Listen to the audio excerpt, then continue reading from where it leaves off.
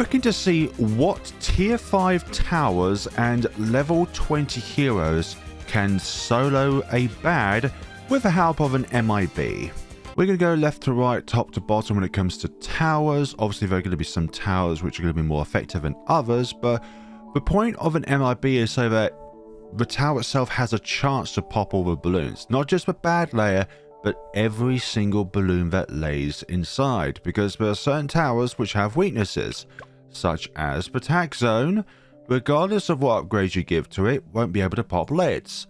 Let's see, bomb towers, without the frag bombs, won't be able to pop any black or zebra balloons. You get the idea of that. So our first call of business is the Juggernaut, and we're also going to put a Bob there, and we're just going to play it by ear on how it goes.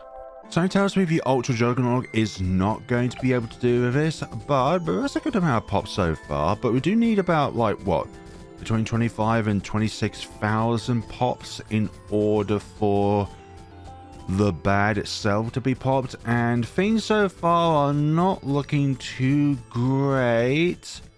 Getting towards 2,000. I think we might get 3,000 before it will expire its ability to continuously do pops. Going back on its last loop, and unfortunately it looks like this is going to be a bit of a dud. Actually, it's not even gone down to 25% of its health really, so that's too bad. In order to get the full effectiveness of the Plasma Monkey fan club, obviously you would need 19 other Dark Monkeys around so you can transform them into plasma wielding maniacs. But we're doing this as a solo tower with the help of one tower in order for the tower itself to have a chance of popping all kinds of balloons. Let's see, that's gone to work, and up to 2,000, but its power is very limited. Without the ability, the Ultra Juggernaut was better, but with the ability, this is leagues ahead of the Ultra Juggernaut when it comes to pops in this case. And we're also going to be placing the towers in a similar space so that every tower has some kind of equal opportunity of being able to do so. Obviously, when it comes to helicopters and aces, we won't be able to place them in here, and water towers we would only be able to place in the water section here. Actually, more logically, it would have been better if I put them over here so that a lot of towers can then pop the B.A.D when it's around this area over here. It's done far better than the Ultra Juggernaut has. Like, it has some shreds in it, which means that it's gone through at least quarter of its health. But unfortunately, we're going to be ended up with like 7,900. Yep, 7,911. I like the fact that there's no like count towards how many lives a B.A.D soaks up, because it just knows that you're going to lose regardless. Out of the Dark Monkeys, I think the Crossbow Master has the best chance, just from its raw attack rather than abilities, but still, I still don't think it's going to be able to get through this. Those crits are doing some work, definitely. But it's not just a B.A.D we need to pop, it's also the things inside the B.A.D, like the DDTs, the ZOMGs, the BFBs, the MOABs, and also the ceramics, which can be a big hindrance to certain towers. Like, some towers are very good against MOAB class balloons, but they're only good against MOAB class balloons. I'm talking about you, Mad. Anyways, this is doing very good actually. 16,000, coming up to 17. 18, 19, and that's where it's going to stop for this point in time on its final lap, and it should be able to take down the B.A.D layer, but there's everything else inside, and that's not going to bode well. Is it even going to pop the B.A.D layer? Yes, it did pop the B.A.D layer, but the DDT managed to sneak through, and everything else along with it as well. It all comes down to how many crits that the Crossbow Master is able to deploy. Get the most out of the Glaive Lord, we're going to need to place it within the center of this little square so that these three glaives are always able to hit the B.A.D at any given point in time. Yep, once it enters its circle of influence, it will be able to do wonders against it, and it's doing quite well so far. All those little slashes that are appearing out of the B.A.D itself, that indicates that the glaives themselves are doing continuous damage against it for a little bit of time, And once it exits that influence, well, it's still doing it even with its default attack. Perhaps looks can be deceiving after all. Let's see, 18, 19. If it was able to pop the B.A.D layer while it was still around here, perhaps we're able to be in it a chance, because then we can deal with the DDTs separately, and then the ZOMGs later on. I'm not doing the Paragons because we know that they can for sure, even at level 1, be able to solo a B.A.D. C4. It will be able to pop the B.A.D layer. There we go, but the DDT snuck through.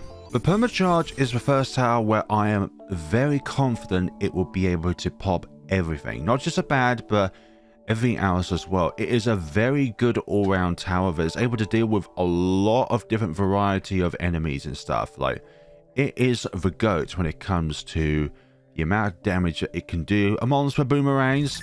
And we're already chewing through it. This is the power of the boomerang, or the Permacharge in this case, with red hot wings as well, because damage over pierce. Rings, sorry, not wings. This isn't a buffalo chicken baguette or anything. Baguette? Buffalo chicken baguette. Okay, so those ceramics could be a problem. Is it? Is it? No, that is good. That's real good. And that is 61,000 pops. MOAB domination I'm confident with against the B.A.D, but everything else is a little bit of a question. When it comes to non-MOAB class balloons, I'm talking about those pesky ceramics. I don't think it'll be able to do anything against those, but looks can be deceiving. It's definitely putting in the damage. But it all depends on what it can do with ceramics. And I don't think this thing is that good against ceramics. Going through it very well. There's also the fire. Oh, that worked out better than I thought, actually. Yeah, the number of ceramics is a big issue. Oh my goodness. If it wasn't for the M.I.B, or even jungle drums for that matter, more importantly, I don't think you'd be able to do that. First up among the bomb towers, the most expensive one that there is among the 3 powers, the Balloon Crush. Something tells me this is not going to go down too well. This thing is good at stunning anything if it can actually stun it. And as you can tell from this point in time, B.A.Ds are immune to stun. Which means that the biggest advantage of the Balloon Crush is completely wiped out. But we're up to 1,000. And I think the faster firing is better than the damage. Well, the little bit of extra damage that you get from the frags. Simply because, well, they don't really give you enough additional damage to be able to circumvent the additional speed in which the missile launch can provide along with the upgrade beforehand. Right, coming up to 2,000 pops, and there still needs to be another 23,000 that it needs to commit in order to actually do anything. So, I'm sorry, Balloon Crush, but you're going to be crushed out of luck. MOAB Eliminator. Very good against MOAB class balloons, but against everything else is a bit of a question. But I think we'll be able to pop it relatively easily. And from there, let's see what we can do against the ceramics and stuff. There's also a question of DDTs as well, because I think it's going to be a little bit iffy when it comes to very fast balloons, because missiles and bombs travel in a straight line, but there's also, yeah, the ceramics. It's not going to do too well against ceramics at all. Nope. Just not that. This is the first time actually where we lost 2 ceramics rather than a MOAB class balloon. But unfortunately the MOAB Eliminator is eliminated from the equation. Last but not least, the Bomb Blitz. And saying least is very daunting.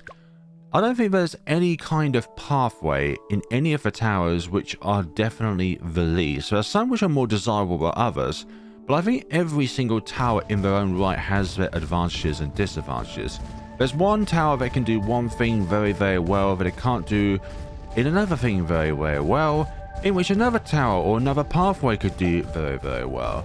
It's doing better than the Balloon Crush, but I don't think we're going to be able to get enough pops in order to be able to get this B.A.D layer down. The Bomb Blitz's passive ability, it destroys anything, but the biggest of balloons, and the B.A.D is considered one of the biggest balloons alongside the boss balloons as well, like Balloonarius, Lich, Vortex, Dread Balloon. They're like the biggest ones alongside all of their subservients, like the Lich Soul and the Rock Balloon. I believe those are also classed as a boss category balloon.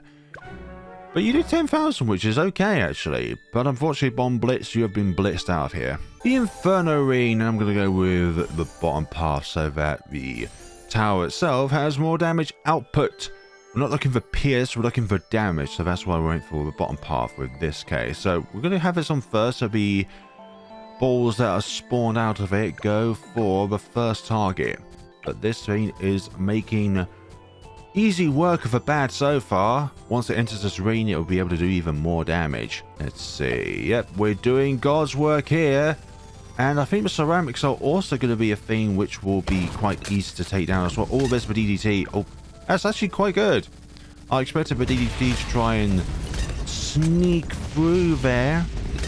But everything, even a tower which has a fixed radius of attack like this, where everything in it has the potential of being damaged. Every single tower has something called a maximum pierce, where if enough balloons come in, then there are going to be certain balloons which will not take any damage because the tower's reached its maximum pierce. For Super Maelstrom, I think this one could be done, but it requires a little bit of timing with the abilities. This won't just always immediately do it, but since it's far away enough and the ability can then recharge, let's try and use its ability as accordingly as possible. So when it's over it, so the maximum number of things can pop it, then we'll be able to do the work that it could possibly do at its maximum capabilities. And so far I've got quarter of its health down. Not too confident that the Blade Maelstrom will be able to do this. So we're going to wait for it to come back around before using its ability again, so that the majority of the blades will be able to impact the B.A.D in some way, shape or form. But I think from here we're just going to have to spam it, because this thing has quite a quick recharge time, which is very, very good. And unfortunately, we are going to be entering the Maelstrom and be defeated by the Maelstrom as it fails to target or take down, the B.A.D. On to the next tower, which is the Tax Zone. Tax Zone I'm more confident with than the Maelstrom, but I'm not sure if I'm more confident with it than the Inferno Ring itself. Although so far, that is a very good amount of pops. This is the only disadvantage it has in comparison to the other two paths is range.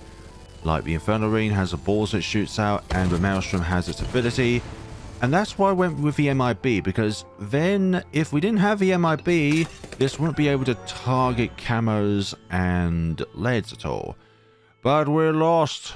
We lost to these following balloons. So yeah, we have a mana shield up. I could have just put it on chimps mode actually. I think that would have been a better option. We realized if we put this on chimps mode, then we remove monkey knowledge as well, which is something I've been using for the other towers as well. And it'd be kind of unfair if we somehow put it on chimps mode just to remove the mana shield, in order to make this a one life only sort of thing. But I think with what we're up against, I don't think those 25 lives are going to make a big difference whatsoever. If a single life is lost, then obviously that is a defeat. Super brittle and faster or larger radius.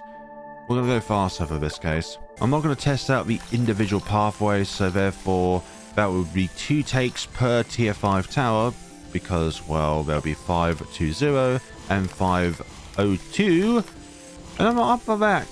Let's see, I only give you the additional 1, I'm not gonna lie. So 176 so far. I think the best chance when it comes to these ice towers would be the bottom tier, but still, I'm not in favor of any of the ice towers being able to pop the B.A.D and everything inside. This is probably the worst performing tower so far. We've only got anything that's just entering its radius is only 1 damage. We've got 348.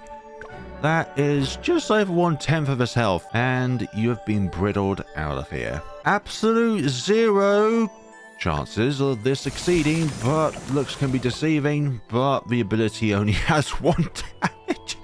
Oh, goodness sakes. This could possibly be the worst performing balloon out of all of them besides the farms. And then, like, we're going to do the heroes after the towers themselves, or the main towers of the game. Anyways, this, we've got, yeah, we use the ability where we can attack faster, but unfortunately I don't think we've got enough damage output to be able to use that additional attack speed that wisely.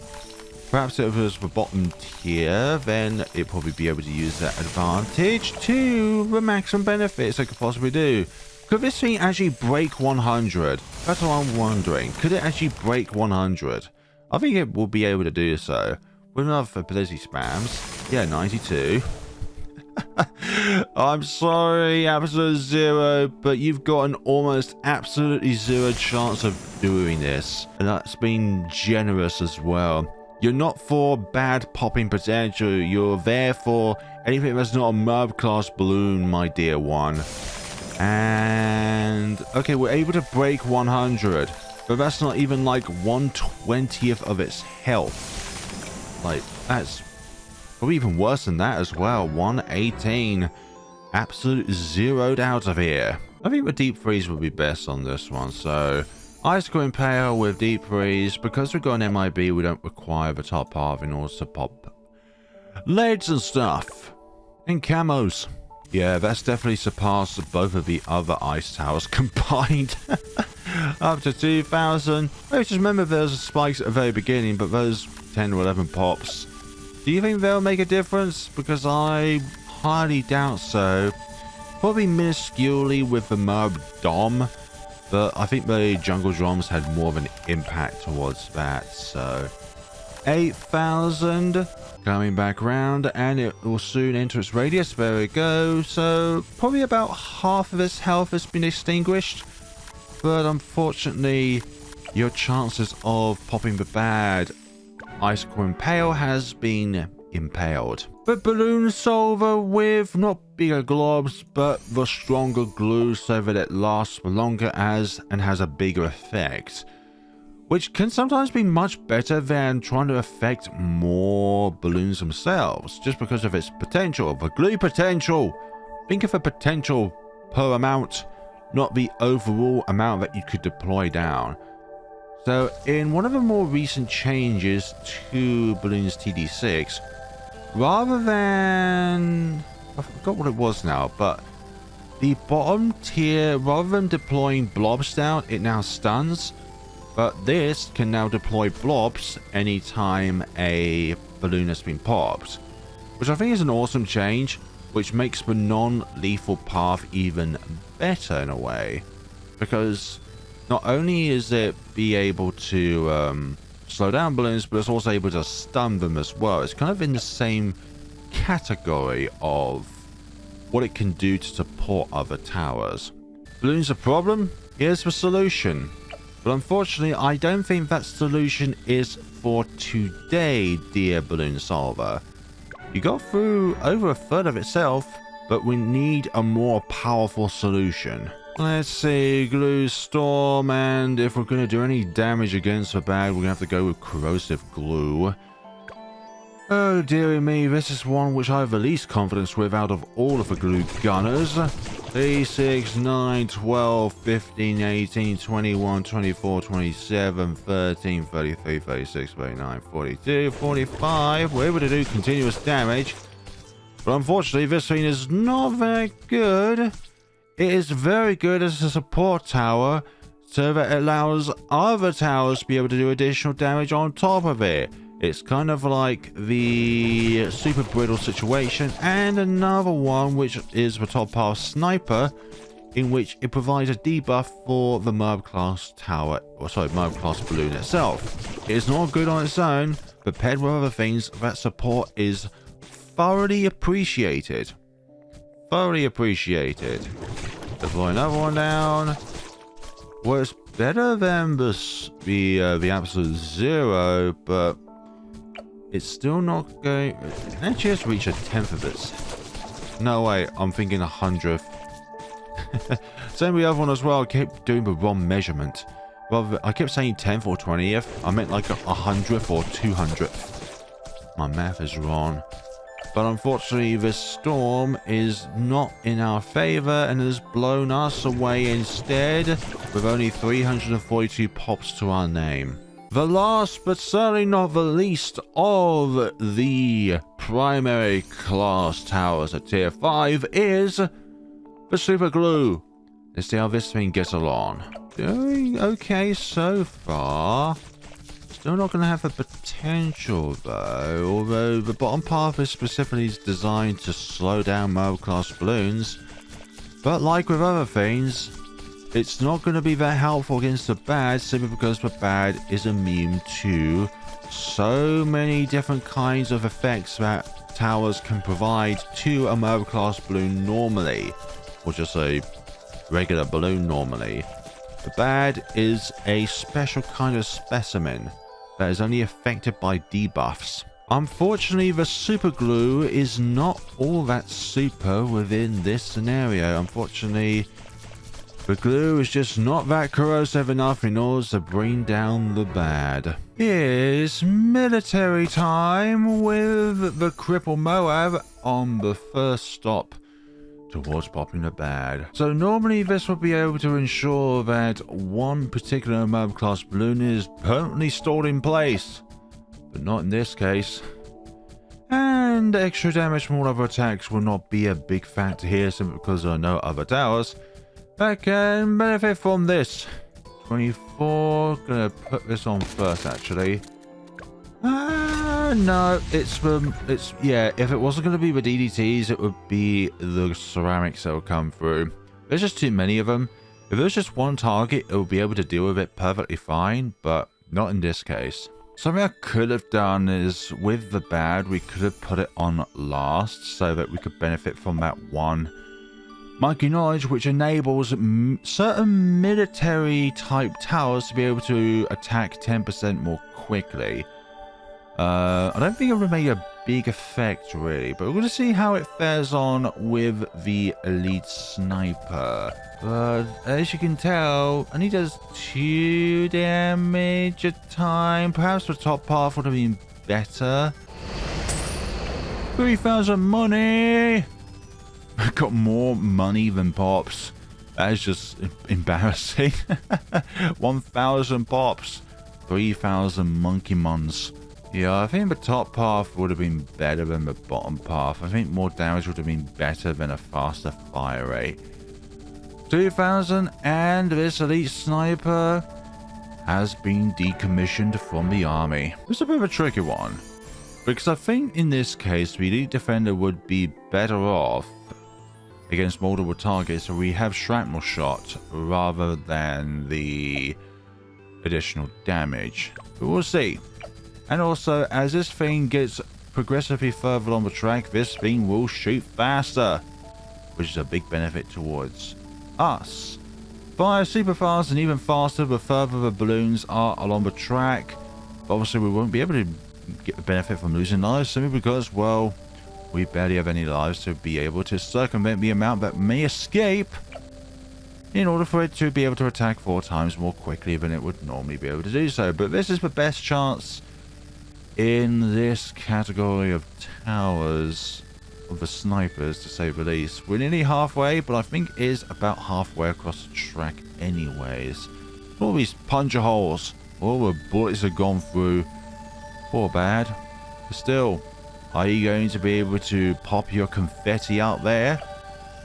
We're getting quite close. 17, it's about 25,500 or 25.2 thousand. So along those lines. 21, 22, 23, 24. We're going to have to switch for targeting right about now.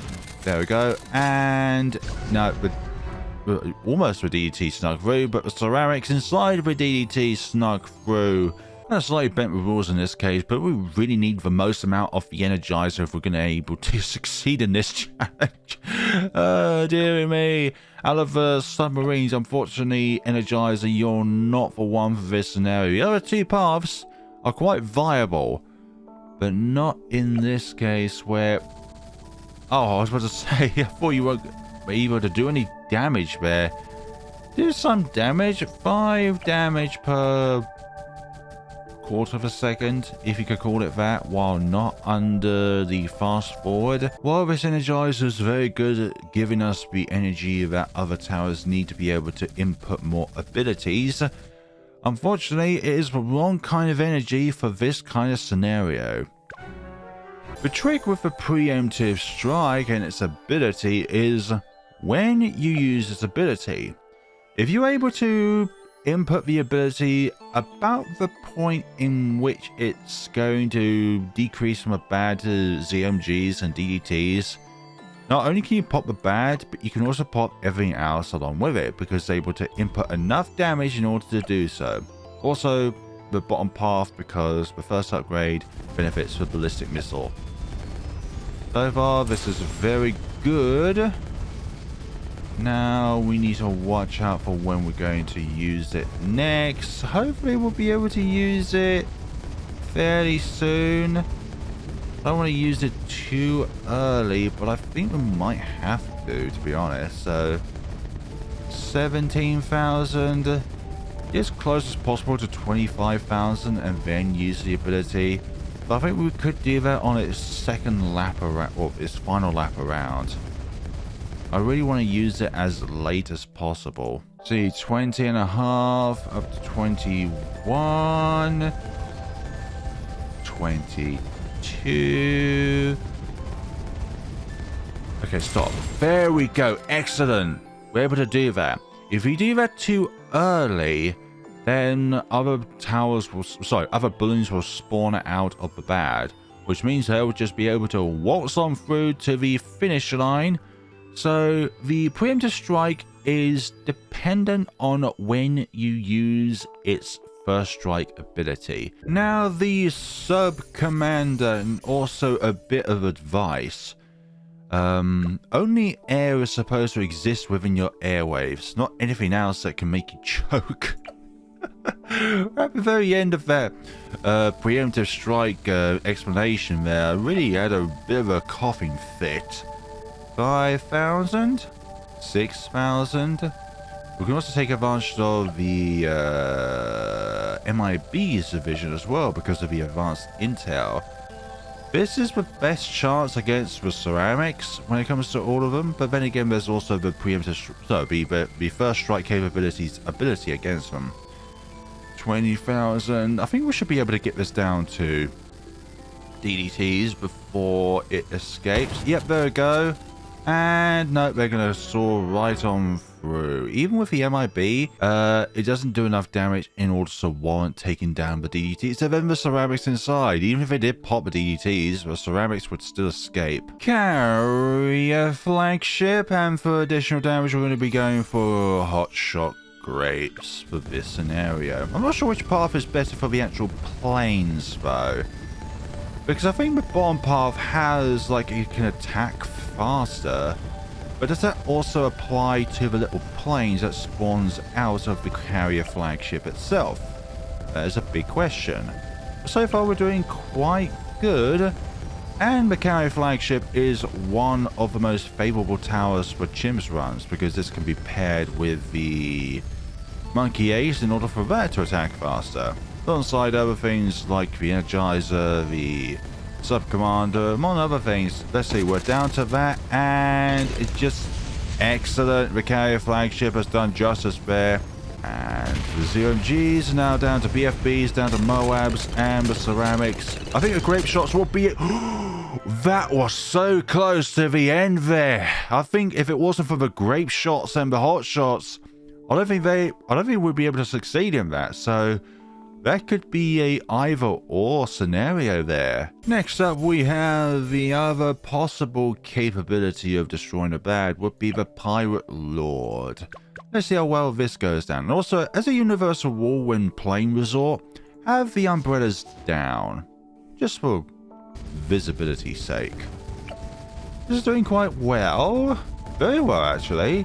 8,000, 9,000, 10,000, 11. Oh my god, it's going through the thousands quite quickly. And double shot, so that it has twice the number of animation and soak in the DDTs. And then from there, everything else should be a breeze. Yeah, an absolute breeze. Soak up those. Yeah, this thing's just so great. The carrier flagship succeeded. The pirate lord succeeded. But can the trade empire succeed? Well, this empire rests on if it can pop the B.A.D or not. But if it doesn't, then unfortunately its empire is going to come crumbling down. Also put hot shots on it as well, but I don't think we're going to get that much out of this. Like, this is better with other merchantmen alongside, well, on the map itself, so that they can also receive a damage buff. But I don't think this damage buff is really going to be that helpful, considering it doesn't have that much damage to begin with. This is a tower that is best for money making at the end of each round. Only 3,780, and the fire does linger for a little bit of time, but the fire itself only does 1 damage every few seconds. And this is just, I just don't feel we're going to get the other 22,000 pops that we need in order to take this B.A.D down. Like, goodness sakes. I don't think this is enough RBE popping equivalent in order to actually take this thing down. And unfortunately, Trade Empire, your empire is going to collapse. We can't fit them. Oh, we can fit the Monkey Ace in here. Okay, I was beginning to think. Okay, so it's incredibly tight on its spacing. So first of all, we're going to have the Sky Shredder on... Actually, for its explosive sake, we're going to put it on Spy Plane. And it's mainly the exploding pineapples part, because the exploding pineapples benefits all of the explosions that the Sky Shredder has, including the anti-MOAB missiles as well, because they count as an explosive, right? This thing's doing great work so far against the B.A.D, but it's mainly the ceramics that I'm more worried about, because this thing, while it can hit so many targets per projectile, is not that great against said things. But there's actually that, I'll take that back actually. I think the amount of projectiles it has can circumvent the weak firepower. But yeah, we kind of lost that one actually. 7 of them escaped. Yeah, that's a loss. I'm not counting that as a victory. Despite what the game says, I'm not counting that as a victory. Time for the biggest bomb to ever lay eyes on the track. But I think this thing has a big of a chance as the Sky Shredder has. We're going to have to really spam its ability.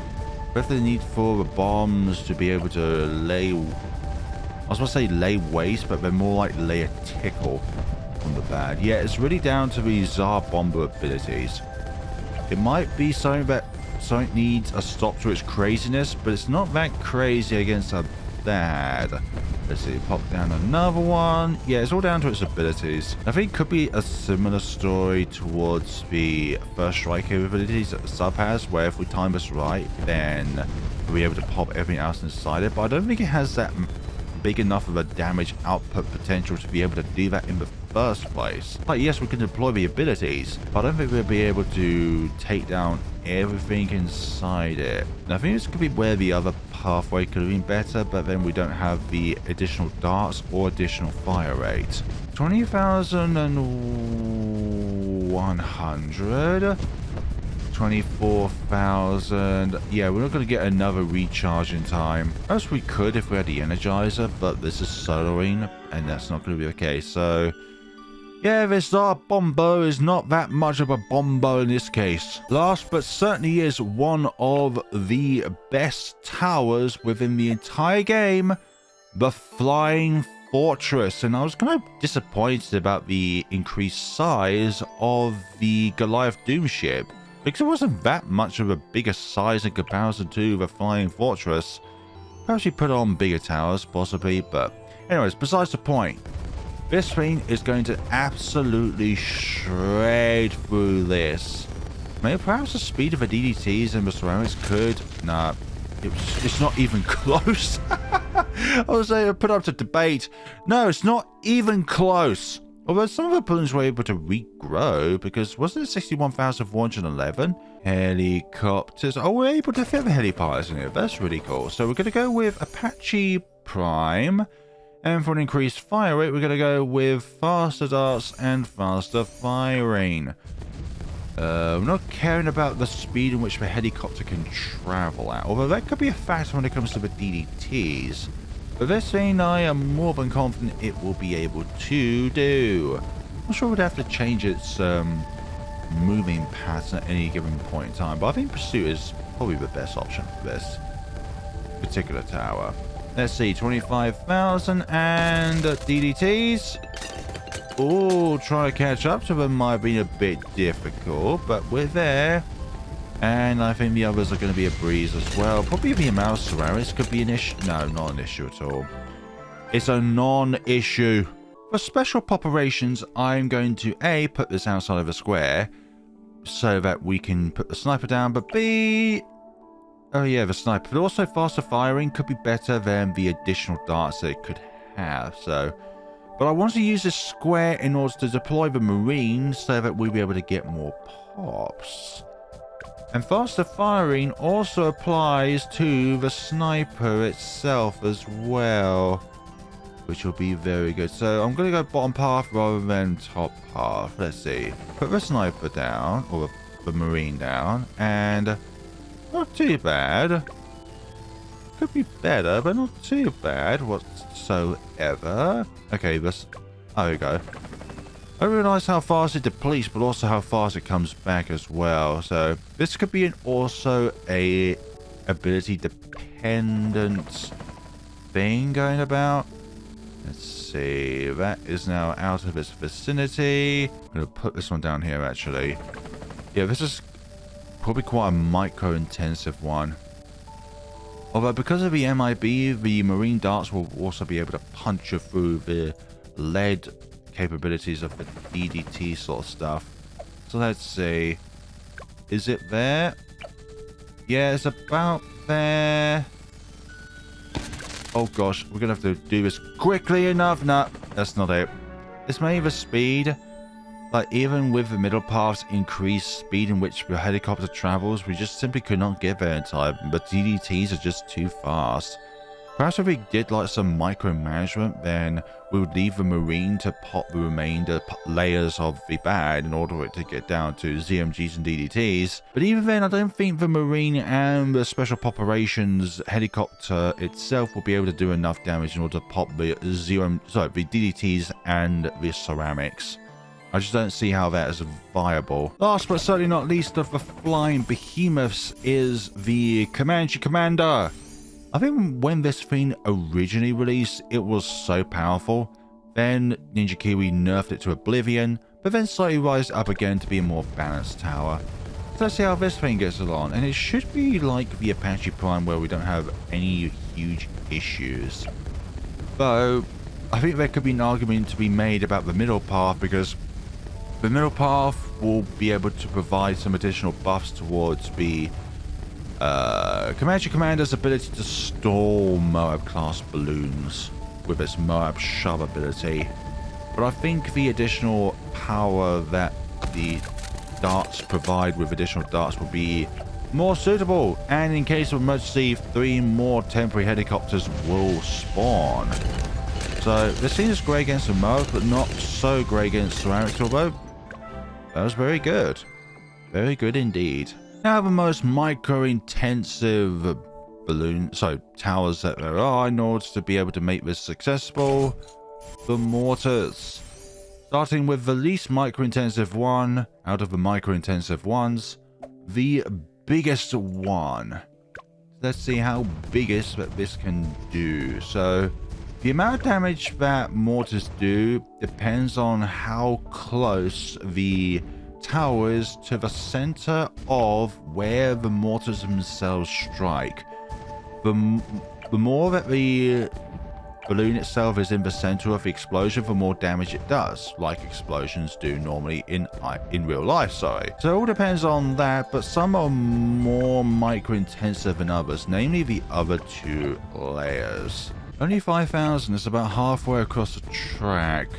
This is great against both MOAB class balloons and ceramics, but at the same time it still has that issue like every other tower that the explosions do have a maximum pierce, and when it exceeds that maximum pierce, some balloons will not be affected by the explosion because it reached that maximum pierce. Does not happen normally to explosions in real life, but this is a game and we have to apply game logic, not IRL logic. So we could be able to do halfway across its health, and that's most likely going to be the case. But yeah, and I don't think the additional damage that the bottom path would do per shell will be able to circumvent the amount of firepower that this would have with the rapid reload and all that. But this biggest one is definitely not going to counter the biggest of the balloons. Popping could be tricky because it's one of those towers where you could use it for a specific purpose. Like, let's say if you want a load of payload within a very specific defined area.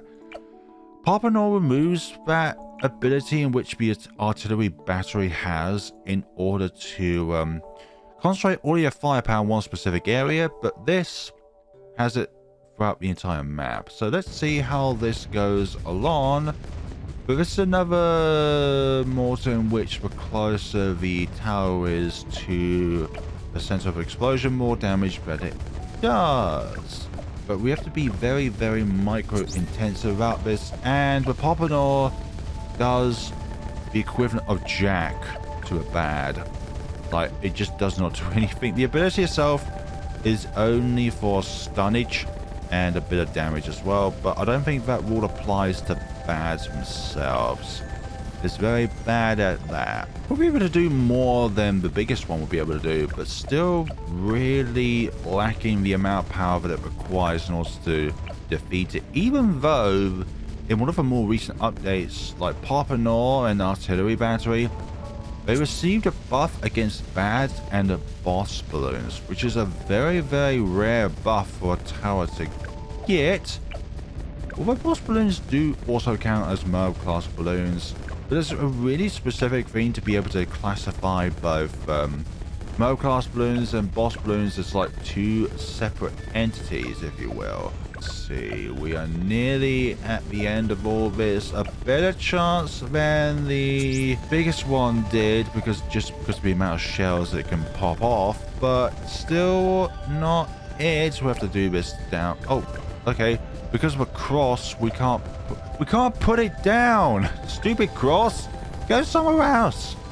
Not like it would actually affect the outcome though that badly. Rapid reload with the balloon incineration. Now with this one, I have no qualms in its abilities to pop the B.A.D or even the DDT, but the ceramics are a completely different story. So this one is definitely incredibly micro intensive, but as you can tell, it is doing wonders against the B.A.D already. Like 2000, and it's just appeared on the track. So let's change its position. We've got to think a bit ahead because of the stacking of the flames on the floor. So I have to really be quite intensive about this. I'm just going to put that there. And it will be able to do God's work. 13, 14, 15, 16. Put that there. 17, 18. I think I'll do a bit of foresight with this one. 21. Let's see, 22, 23, 24. I'm going to put this over here, actually. Let's see. Yeah. Oh, gosh, I did not mean to do that. Yeah, the ceramics are the worst. They're the worst things ever. It's down to the ceramics. That's what the thing is. But balloon incineration is really bad against ceramics. Like, unless you can get a big pool of these, like, fire pools summoned, like, I don't think that's it. But also, when I just fast forward it there, that's just not helpful. Ray of Doom, I do not see any issues with. It is great against both ceramics and MOAB class balloons. But this thing is just going to absolutely shred through the competition. Just like that. Just like that, it just annihilates them. I don't think they even got to where the Ray of Doom is, actually. Well done indeed. Ray of Doom, you are great. the M.I.B. Something that is just so good against MOAB class balloons, boss balloons, anything like that.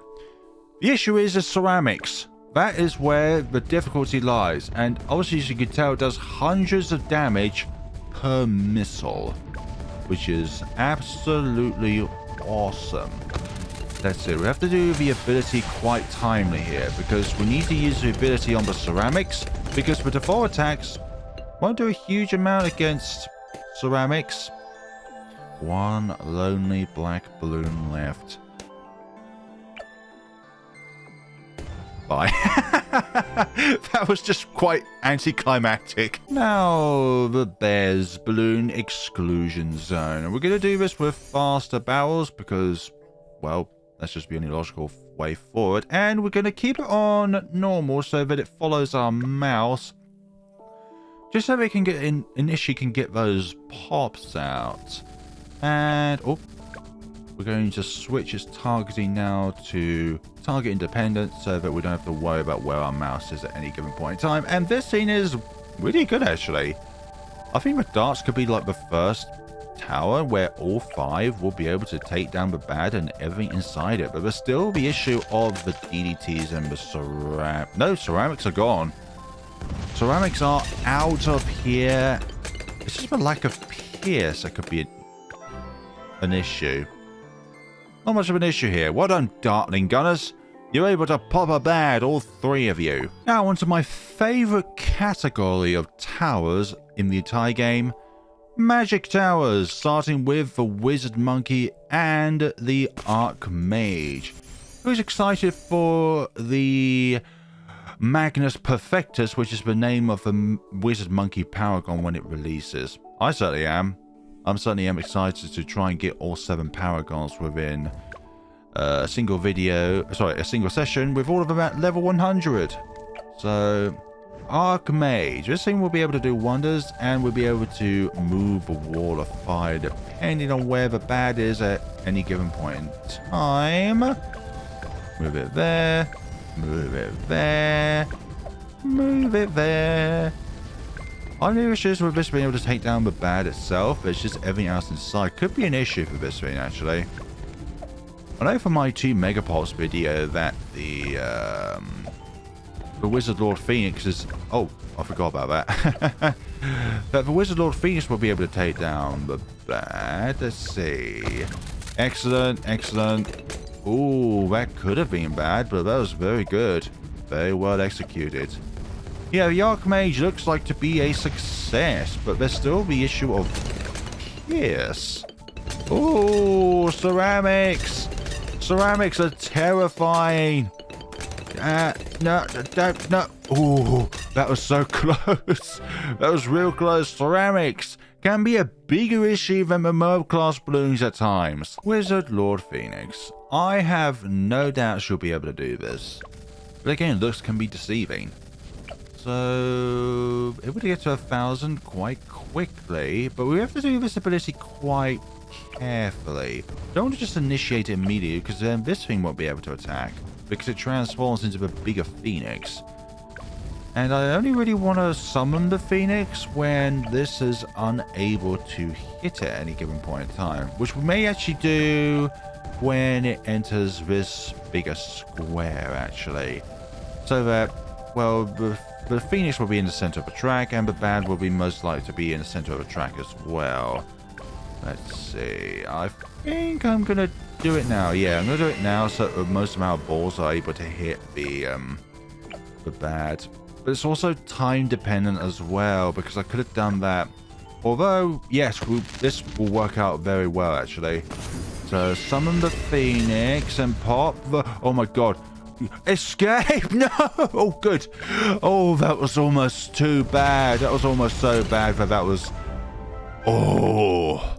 If that one ceramic escaped, that would have been so bad. That would have been really bad. Now on to the pathway in which I have the least amount of confidence in. The Prince of Darkness. And here's the reason why I am not confident with it. In order for it to maximize its power, it needs a graveyard. But of course, since we start on round 100, It doesn't have a graveyard in order to spawn MOAB class undead and lots of little balloons to attack the bad. Its power has been greatly diminished in this case, so I don't think this will be a dub for the Prince of Darkness at any given point in time. Fantastic against DDTs if it has a graveyard. But my boy doesn't have one because it has not popped anything or has had anything around it to absorb its soul. Do you know that the Prince of Darkness used to have a different name? I think it's...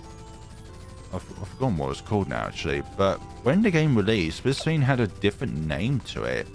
And it had an ability in itself where you could potentially save a run by using the souls of the balloons in order to increase the amount of lives that you had. Visually, this thing does not look damaged whatsoever. And unfortunately, the pod is... well...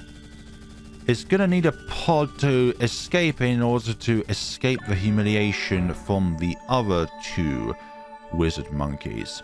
It wasn't balloons that it used for extra health, it was towers it could use in order to get extra health. And the upgrade itself, before calling the Prince of Darkness, it was called Soulbind. Very interesting. Now, the single most expensive non-Paragon tower out there, we're going to be using the base True Sun God. Almost like you get it from an Insta-Monkey or something like that. So, this is going to be questionable. I don't think this is going to do it. The majority of the True Sun God's potential lies within the sacrifice that you give it. But on its own, it's not that good at all. But we'll see how it gets along in this little tale here. But possibly one of the best monkeys that are on the game, the Super Monkey.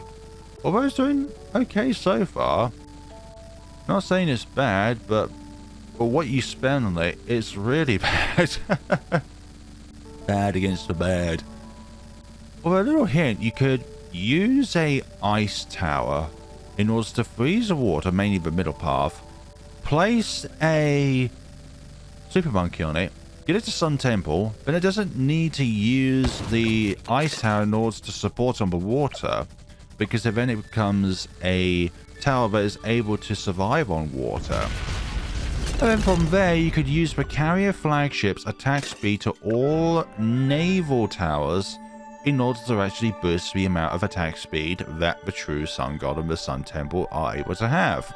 Okay, so that was a success, but it wasn't a overly easy success by the True Sun God. Adora will be disappointed by my comments. I don't have any qualms with the anti-balloon. This thing is going to absolutely shred through everything.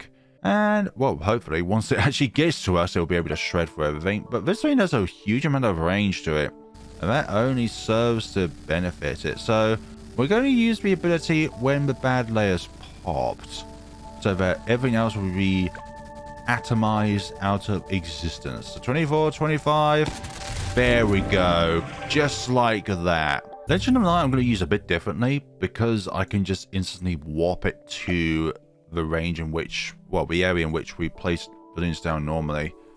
So, got, yeah, that's just going to absolutely shred for more. And let's see. There we go. Warp it to there, and we have absolutely no issues whatsoever. Yeah, Legend of the Night is just a fantastic upgrade. One that I don't usually use that much, simply because I'm always used to seeing the Vengeful True Sun God, which for raw damage is better. But if you don't have monkey knowledge, then absolutely Legend of the Night is incredibly viable. Next up, one of the most commonly used towers throughout the game, the Ninja Monkey. Starting off with the Grandmaster Ninja. Now, if it wasn't for the M.I.B, this thing would have no chance at popping DDTs. It's simply because DDTs have the lead property to them. And that's no good, so that's why we always have the M.I.B down, so that every tower has the potential of being able to succeed in this challenge. But this is not going down too well. The Caltrops won't be able to do a huge amount at all. Well, very nice to have. They do have a time limit though when they disappear. Otherwise, if they had an unlimited time bracket rather than, let's say, a range limit, so a round limit, then you should have a huge amount of caltrops if you're doing, let's say, a regrow farm or something like that. But then again, the spike factories that remain permanent and are round dependent on how much time that they last on can cause the game to completely lag out. Let's see, it's nearly finished its run, and this Grandmaster Ninja does require something else more than just its icicle shurikens in order to be able to beat this thing down, but over halfway through its health, not bad at all. Up next we have the Grand Saboteur. This ability is useless unless you can preemptively deploy it before round 100 to be able to sap a bit of the bad health. I think it's like 25%, isn't it? The Grand Saboteur, it's able to leech off 25% of that individual balloon's amount of layers from the start. And then actually also applies to regrow farms. So let's say if a rainbow comes out and this thing activates ability before it comes out, and it goes down to, let's say, a black or a white balloon, then it can only regrow back to a white or black balloon simply because it starts off like that. But this thing I have the least amount of confidence in.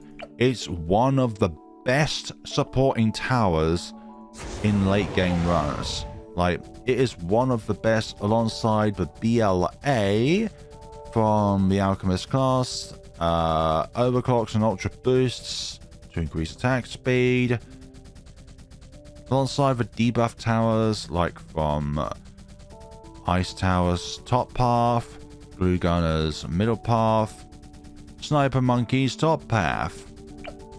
But this thing, I'm sorry, but those shurikens that you're spawning is just not that good. Even worse than the Grandmaster Ninja, because the Grandmaster Ninja had more projectiles to its advantage. Let's see. Oh, it increases its range every time it uses its ability. Okay. That was something that I didn't even notice, really. That's cool. This is a tower with great timing, can do so much damage. And is actually, fun fact, if you have the Paragon on the field and the Grand Saboteur, what you'd notice that in incredibly late game, let's say after round 300, the Grand Saboteur will be able to do more damage than the Ascended Shadow would. Last but not least of the ninjas is the Master Bomber. Now, I'll be able to go through the bad layer, no problem, but what about those pesky ceramics? I have very little faith with the ceramics, although the stun could provide some love from the flash bombs. 23, 24, 25, there we go. It's the ceramics which are going to do this.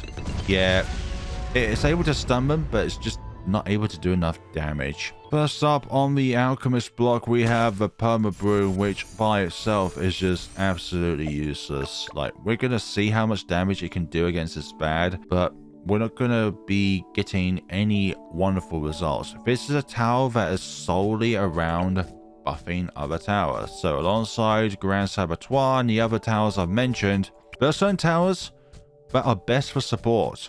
Like, on their own, they're useless, but with other towers, they are brilliant. It's not just damage that you need, but support in order to buff those really high damaging towers. Also put Perishing Potion because each potion does more damage than the faster throwing. And the Acid Ball. Yeah, the Absolute Zero was worse when it comes to the amount of damage it's done so far, but this is not far in front of it. Only 560? 581, okay. So the Perma-Broom, not great as a damaging tower, but fantastic against, well, buffing other towers as not an alchemist. Ability-based towers are always about timing. And the incredibly unused Total Transformation is no exception. And I say that lightly. Like, who goes out of the way to say, ah, yes, for this particular session, I want to use the Total Transformation. I imagine there's some statistics that Ninja Kiwi can pull together and stuff like that, because they say that when it came to their Paragon update, when update 34 came around, because of their reasoning behind limiting the amount of Paragons that you can put down on the field. Oh my god, it's freaking out. It's freaking out. It's going left to right. What the hell? It doesn't know what to do with itself. Against the bad, this particular alchemist has the biggest potential. But when it comes to any other thing that's not bad or a boss, the bottom path is the best one. Blue Master Alchemist also is probably the single tower that can get the most amount of pops out of any tower in late game. And that's no joke. This thing can get billions of pops when you go for a late game run. But unfortunately, this thing is just going to be really bad against, say, bad, simply because, well, its secret shrink potion does not affect bad. I mean, it would be stupidly OP if it could. But this is actually even worse than the Permabrew Alchemist. I'm not gonna lie. I'm recording all of this in one session, and for some odd reason I'm feeling quite tired. And I don't think the acidic mixture dip will be able to have any difference whatsoever. None whatsoever. We didn't even break 200. I think this might be tied as the worst tower so far against the bad, alongside the absolute zero. Okay, I'm super stoked about Druids, because these are one of my favorite, if not my favorite tower out of all of them within the entire game. They could be used in so many different scenarios. So let's see. Superstorm and the additional Thorns is going to be handy. But then again, range is also good as well. Now, this time we're going to be using Thorn Swarm, and to remove the regrowth from the DDTs, we're going to be putting on the Heart of Oak as well. But that's not going to be necessary, because I don't have a doubt that this Superstorm will be able to get through all of the bad whatsoever, because of the amount of damage it does is not going to be sufficient enough. Let's see. It's able to create all those lovely balls of light, Ning, and the Superstorms themselves, but they're only really good at stalling anything else that is not bad. Like, legit, this thing could stall a few ZOMGs. Unfortunately, your time on the battlefield, Zeus, is about done. You did about 10% of the bad's overall health, but you still did really bad against the bad. Now onto one of my favorite cross paths of all time, Spirit of the Forest. This thing is so good. It is super good. Not great against bads, but really good against ceramics and regrows. Mainly because it degrows the regrow property. But the more it comes into play, the more damage it does. Although I don't think this thing is going to have a huge amount of success against this particular thing. Yeah, I think the increased MOAB damage only applies to the thorns that are closest to the Spirit of the Forest. Better than the Superstorm, but still no cigar. Avatar of Wrath, I think we're not going to have any issues with whatsoever. Because the more balloons that there are, the more damage that it does. Yeah, this is absolutely shredding through the bad already. It's best used with 5 other Poplust Druids, which are orbiting it. Not orbiting it, but around. Oh my god, the DDTs are the issue here. Yeah, that's bad. I actually did not expect that. I'm thoroughly surprised. I thought this thing was brilliant against everything.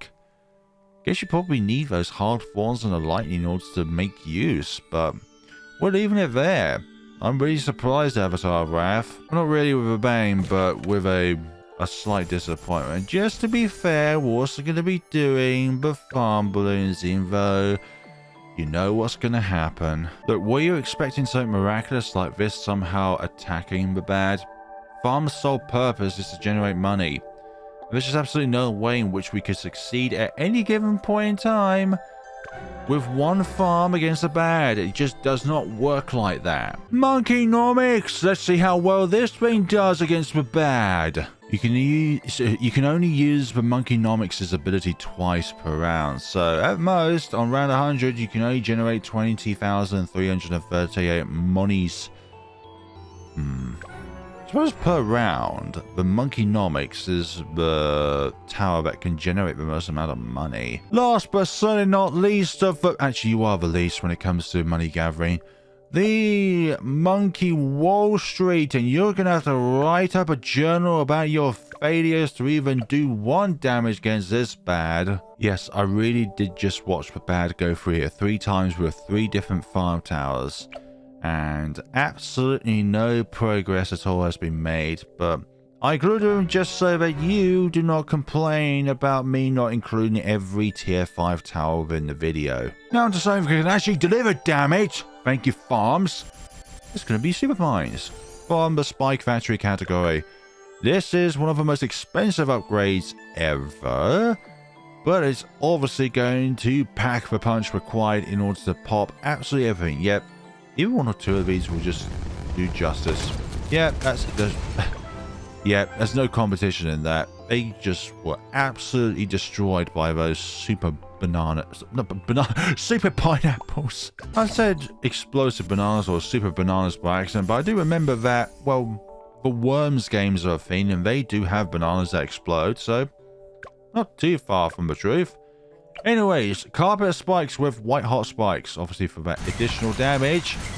And we're going to lay waste to the B.A.D layer, but what about everything else? What about everything else? Yeah, everything else is just absolutely shredded. No chance whatsoever. And even the ceramic layer as well. Like, you would use super mines for everything, but the top part is more or less used for the ceramics. I'm going to make one major difference when it comes to a particular tower, and to get the most amount of the perma spike, we're going to move it as far away from the B.A.D as we can possibly do, because if we spawn it right where the road spikes appear, if you have a monkey knowledge for that, the B.A.D is still able to pop that. But around here, we have the most amount of capabilities in order for it to do so, to get the pops. If you put this too far up, then obviously the B.A.D will be able to interact with it, and that's a no gooder. When the B.A.D has obviously gone away from the top of the map where it spawns in, then you can change its targeting from close to far, so that it can have a little bit more of a range away, which means then it has a bit more time for the spikes to be able to take advantage of. Let's see. Oh, yeah, no. None whatsoever. So this is the only Spike Factory that has not managed to pop the B.A.D and everything inside it. Although it was a good attempt, it just was not it. Let's see, primary expertise. Let's see what this can do as the only monkey village that is capable of dealing damage. And this tower actually is used on a lot of advanced challenges in order to be able to defeat the scenario.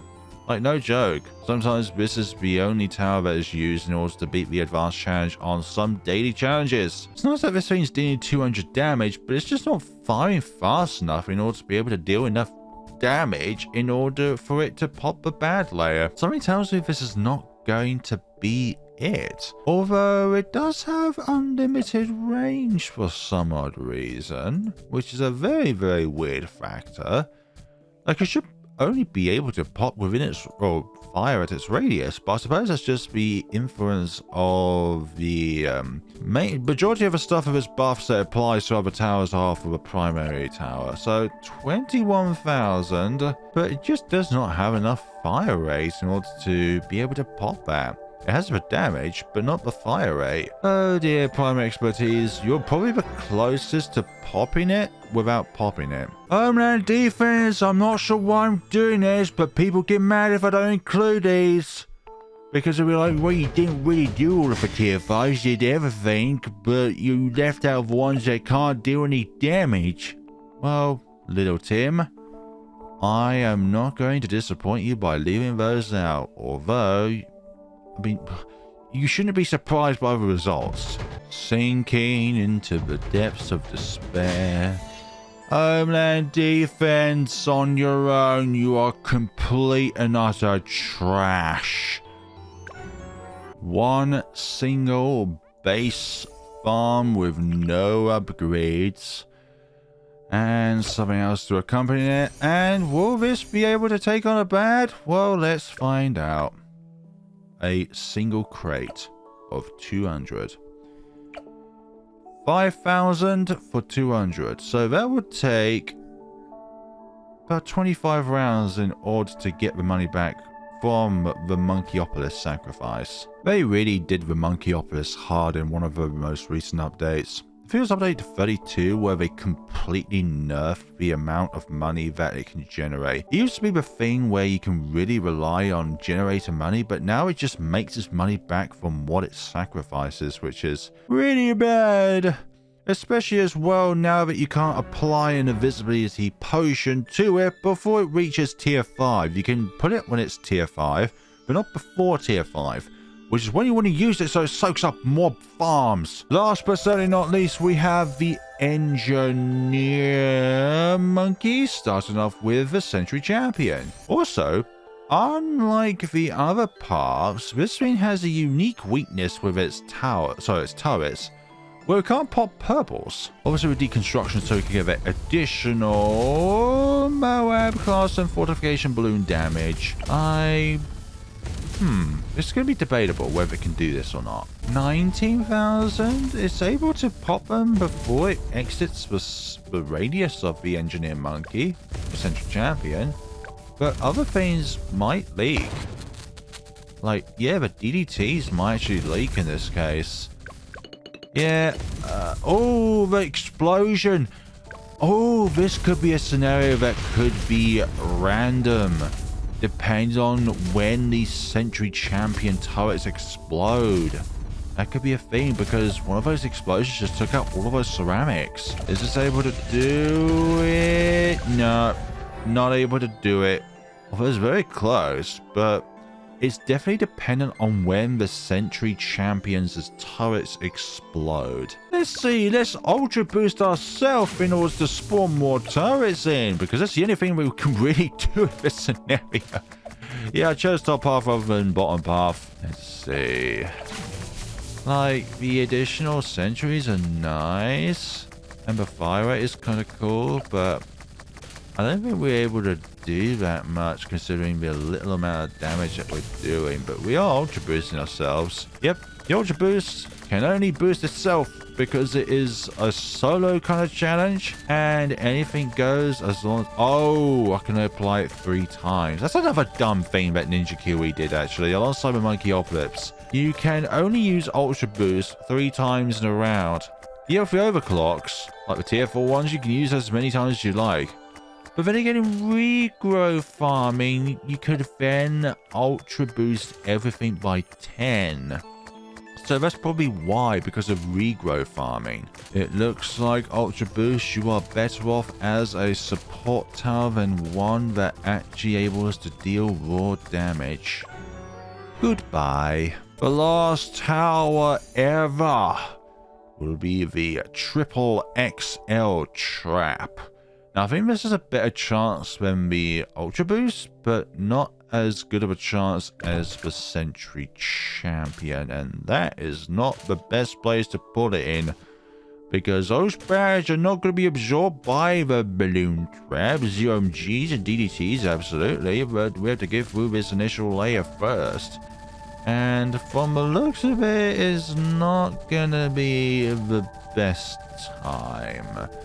I like also how that the sentries also get the pin effect as well from the bottom path of that. So it can actually work either way when it comes to Century Champions, the bottom path being better against ceramics, while the middle path for Century Champion being better against MOABs. Up to 1,000, not that much better actually than the Ultra Boost. But we was able to ultra boost ourselves, which will increase our fire rate and the rate in which we can spawn turrets. We're only able to get past 1,000, but unfortunately for you, XXXL Trap, you're good against everything that's inside the B.A.D, but you have to get through that B.A.D layer first. Right now for the level 20 heroes, starting off with the one and only Quincy. This should be easy because nothing gets past his bow. Oh, I'll give you a target, alright Quincy. Nice. This huge ass B.A.D. guys? Are you a little scared of the bad? You can actually do it as Rain of Hours ability on the bad. Oh, we can actually do it. Sorry about that. I thought we couldn't target bad for some reason. I kept trying to press 2, but nothing happened. And this is a good chance, actually. 19, 20. I probably... Yeah, this is probably an ability-based timing sort of thing. Let's see. Yeah, headshot definitely, but can you do the bads? Yeah. Sorry, the DDTs. Let's see. This is also timing, where we've got to time it just right. Come on. And Rain of Hours as well for those ceramics, and we succeeded. Absolutely nothing gets past his bow. Not even a bad gets past his bow. Next up, we have the fiery hot Gwen. Level 20 Gwen. Gonna need more gas. Is this some kind of German-inspired creation? I'm kidding. But I don't think this thing has the popping capabilities that Quincy has in order to do this.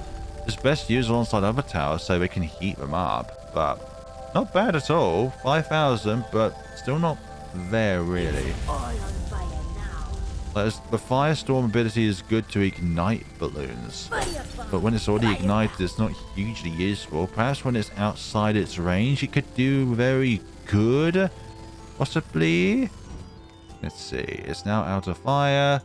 Oh, it does 50 damage initially and then 25 afterwards, so that's kind of good. Unfortunately, the fire that you possess does not help in this scenario, unfortunately, Gwen.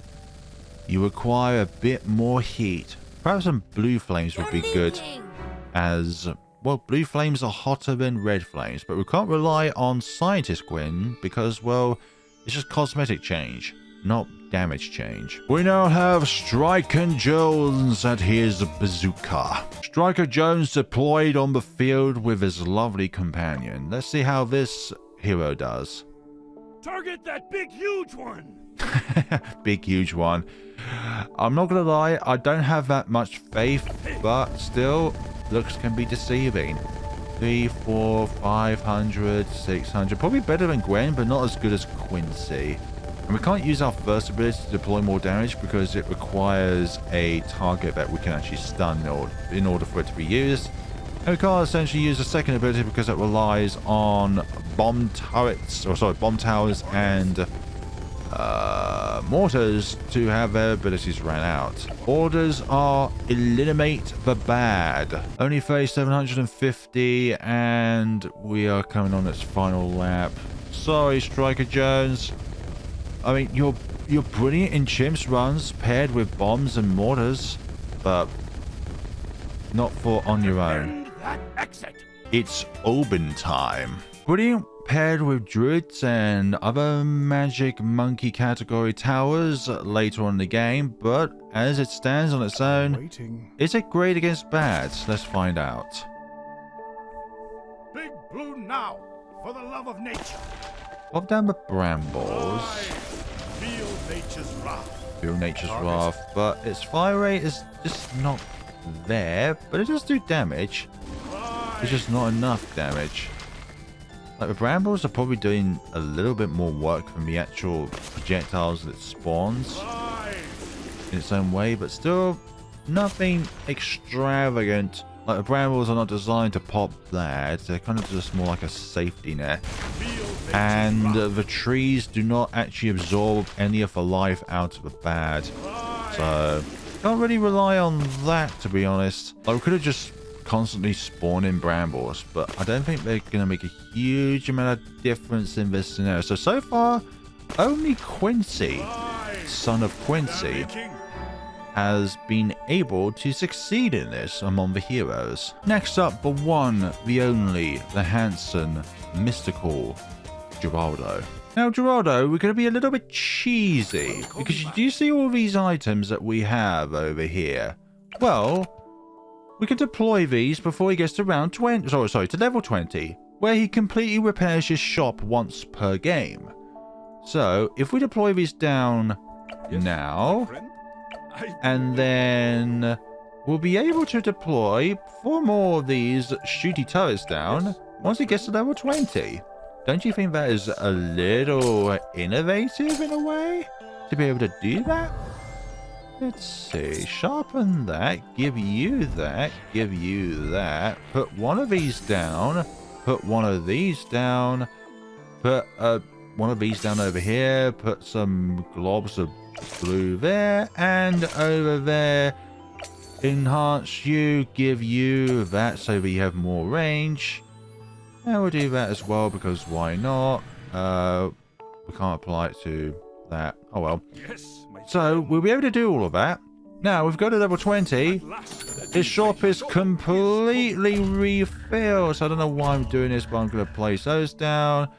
I'm going to be placing that down there. Going to be placing that down there. I don't even know why I put that one there, to be honest. Like, don't ask me why, but that's just a thing. So we're going to be doing this over again. Geraldo has a real chance of doing this. I'm not going to lie. Alongside Quincy, he has a real chance of doing this with all of these sub-towers deployed. So let's see how we do, especially with the genie bottles. impressive specimen. It is indeed an impressive specimen, and one in which we are clearly going through with ease. So this is real good. Really good. Yeah. Completely cheesed through it. Absolutely. Like, on its own, Geraldo would be pretty much useless, but we're using everything at our disposal with the solo tower in which we've designated to defeat the bad with. Come on out, Winston Churchill. Thank you very much. You are worthy of the promotion. Now it's time for your enemy, the bad. I have full confidence in you. What blazes is that? What in blazes is that? It is only the toughest of enemies outside of bosses. Let's see. Do that. No-one-way abilities are quite important when it comes to their timing. 19. I think we're going to wait until the ZOMGs and B.A.Ds are spawned before we do the artillery shell again. The 22. Otherwise, we do too much damage and it won't I was going to say regrow back in time, but recover back in time. Let's see, 24. 25. Let's see. There we go. Now we're able to affect all of them, but it's these ceramics. Oh, good. It was able to get through all of it. Oh, gosh. These ceramics, though, could be an issue. Nope. We're all good on that matter. But we've got nothing for these. Oh, phew! Damn. It's all those. That could be done if you use your abilities correctly when it comes to their timing. Like, you could put Captain Churchill on a question mark when it comes to its ability to pop a B.A.D alongside everything within it. It all depends on when you use this ability. But we're only going through each hero level 20 and each tier 5 tower once. It's time for your appearance, Benjamin. Look, Benjamin, I'll raise you to level 20, okay? So you best do something, okay, against this B.A.D. Even if you can't actually affect anyways, just do something, okay? Please? Good night, Vienna. So because of that B.A.D, you were able to make 2 monies. But yeah, I don't know what we expected here because Benjamin is literally support and siphoning balloons. That's all he does. But Benjamin, that B.A.D is right there. Can't you at least smack it with your laptop? Oh wait, you don't have a laptop. It's just all cybernetic. Yeah, this is just not going to be it. Sorry, Ben, but look, to you watching, what do you expect? Just like with the banks and some of the monkey villages? Have you tried turning it off and on again? Shut up! I didn't expect you to say that. Voodoo monkey time. ZD with its MOAB hex ability, I have no concerns about this whatsoever. In fact, I am more than confident that ZD is able to do this. Good night, B.A.D. B.A.D. You are really sinister, Voodoo Monkey. I much prefer your galaxy kin. Time for some hugs. We need some hugs from that horrific instant with Voodoo Izili. Time for you to do some slaps and hugs, except you can't really hug bears. They're just simply too big for you, Pat. B.A.D spells bad. It can roar itself and buff itself and nearby towers, but unfortunately it's not that much. It's good for support, and also you can place Pat on the water as well. He's big and chonky. He's able to float on the water. Yeah, you can't use the second ability because you just can't do it. I'm clicking it, I'm spamming it, I'm pressing 2. It's just not working. Perhaps if you try turning it on and off again. I love you, Pat, I really do. You're one of the best monkeys ever. But I'm sorry, Pat, but you cannot do this alone.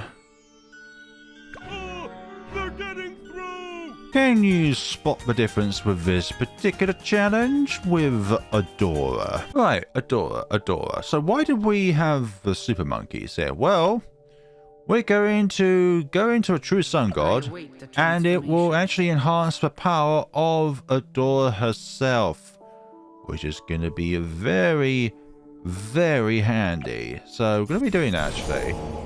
So don't need any kind of sacrifices, just the fact that it transforms into a true sun god. So do that, and then, and there we go. Adora transform. It doesn't need to complete the transformation process, just needs to actually initially buy it. And then from there, we can then place this down, and that's all good. That's all good in the hood. Let's see. Okay, we're not going to do any sacrifices though, because it requires another town in order to do that. But we want to buff the power of this thing to have the best chances. And I used that prematurely. Oh, this thing just shreds through it.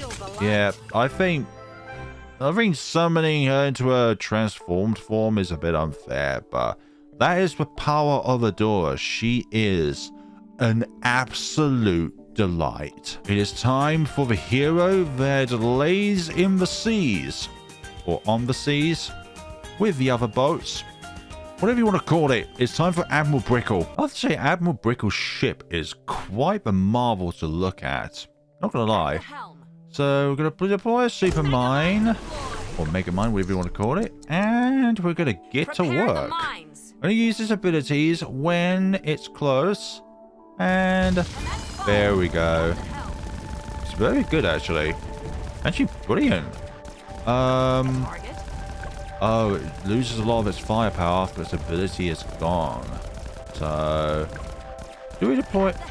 No, we're going to wait until its second ability has reappeared, and then we're going to deploy a super mine.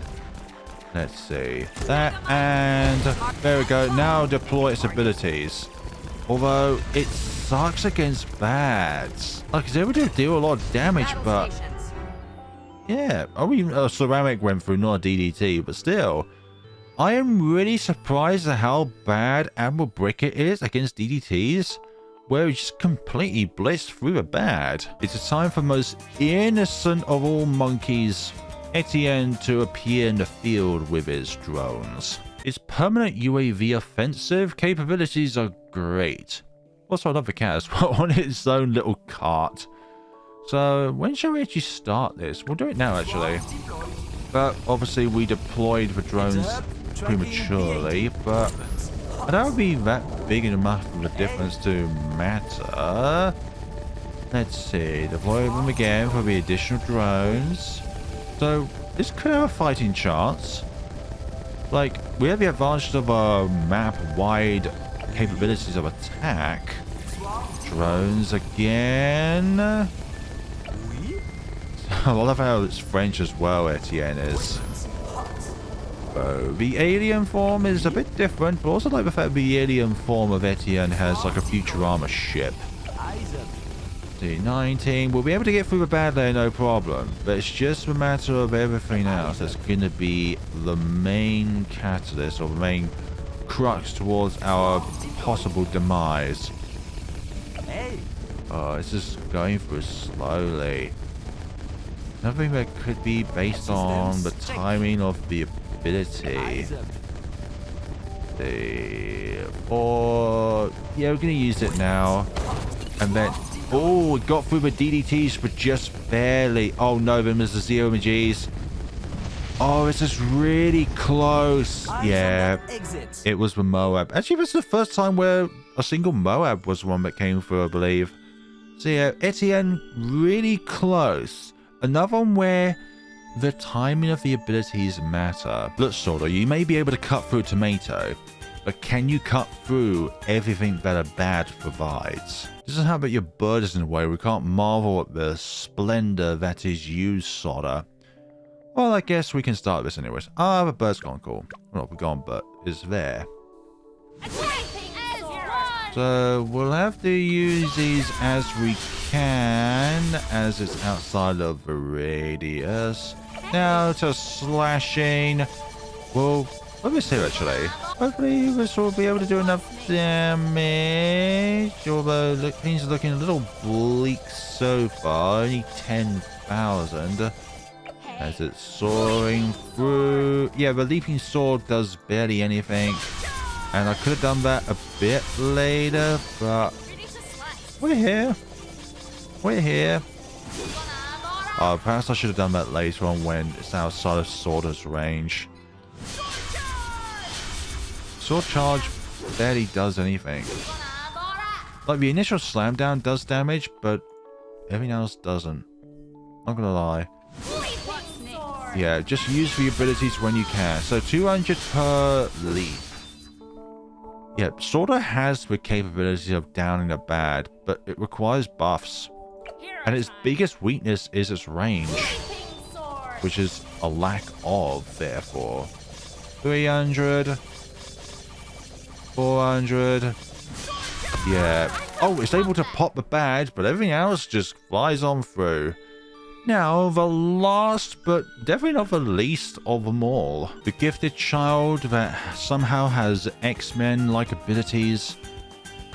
Sai. Now, Sai has an immediate problem. Its level 20 tier cannot target B.A.Ds whatsoever. So, I don't think there's any way that Sai can actually deal any damage against B.A.Ds whatsoever. It's just simply too big of an object for her mind to be able to comprehend. But let's try this. Size matters not. If you say size matters not, then why can you not do anything against it? So, it enters our range. Shockwave, and then the other one? Nope. It cannot do a single thing against a B.A.D. So, unfortunately, you still need to expend your mind just a little bit more, Sai, in order for you to be able to target B.A.Ds. Because this is just not it. Do you see that B.A.D right there? It is completely unaffected by you. But then again, everything that Sai does is based on stunnage and, damaging one another anyways. So yeah, sorry Sai, but you're just not it for this particular kind of challenge. You're about as useful as farms, most of the villages, and Benjamin for that matter. Some leaves must fall. Some leaves must fall, but not all leaves will rise again. And I don't know why my voice went there, but that is everything really. That's all of the tier 5 towers.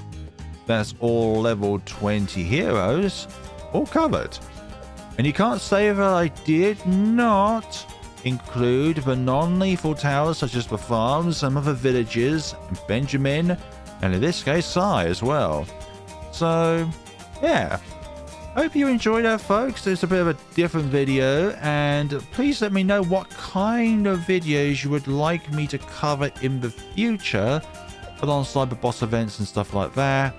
I'm really looking forward to the Beast Handler releasing update 36, and then even more so for me personally, I'm looking forward to Magnus Perfectus releasing update 37 when that releases later on in the year. But it sounds like the Wizard Monkey is the only one that's going to get a Paragon this year, because every update releases once every few months. We're going to get the Beast Handler, we're going to get Magnus Perfectus. We're hopefully getting a map editor at some point down the line, and that would be very great as well, because we could actually make an extended version of Resort where it would be even more prominent to use for Paragon challenges. But let me know what you would like to see, and I hope you also enjoyed the different mentions in the video as well towards other Bloons content creators. They are all wonderful in their own ways. Please subscribe to them, and also myself as well, please. Thank you all so much for watching, and take care of yourselves.